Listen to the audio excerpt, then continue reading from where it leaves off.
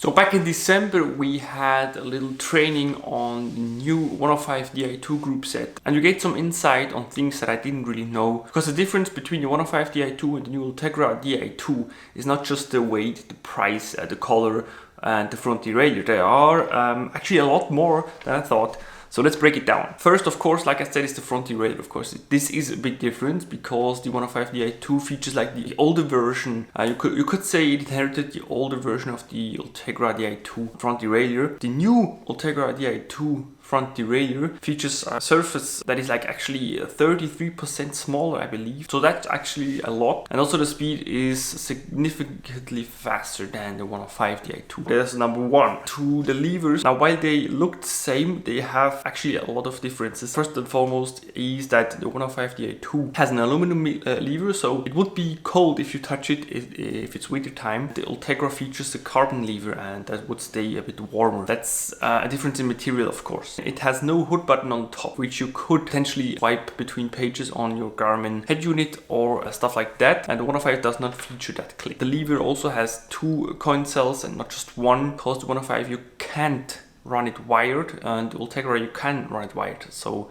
the Ultegra only has one coin cell per lever. And also the lever of the 105 Di2 does not feature the servo wave technology, while the Ultegra does. The servo wave is technology inherited from mountain biking. Shimano has it integrated it into the Ultegra and Dura-Ace Di2. Basically a technology where you have to put a lot less travel into the lever to get a contact point between the pads and the rotor. So braking should feel a lot easier. Then the 105 lever only features one Di2 port, while the Ultegra features two. So with Ultegra you could run satellite shifters, like sprint shifters for example, while you can't do that on 105. This is because the Ultegra is of course aimed at racers and really ambitious cyclists, while 105 is aimed like for the vast majority of people just enjoying riding. Moving on to the drivetrain, this is especially true for the Cassette Chain because the 105 Cassette does not feature Hyperglide Plus, while Ultegra does. A Hyperglide Plus is like a step further from Hyperglide. It's basically little aids that help the chain go up and down, and Hyperglide Plus cassettes should in general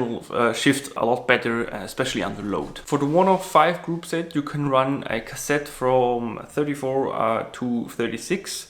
So the smallest cassette would be 11 to 34 and the biggest would be 11 to 36, which is pretty cool, by the way. And for Ultegra there are 30 to 34, so we have a bit of smaller range, of course, again aimed at more ambitious cyclists. And last but not least is the power meter, because with Ultegra you can now have a power meter integrated, which is pretty cool. Still expensive, of course, but a bit less expensive than Dura-Ace. Just one option more, also in terms of color, of course. 105, of course, you don't have power meter. I'm not sure, I don't think Shimano will ever produce a power meter on 105 level, even if it would be pretty cool for cyclists just getting started, because if you want to get fitter on the bike, power meter is really a really great tool to get better, because you can measure your power really objectively. But that's it for the differences between those two group sets. If you have any other ideas, any other differences, of course, hit me up in the comment section below if I have forgotten any. Also, any other comments, criticism is always welcome. Have yourselves a nice day, and I'll see you in the next one.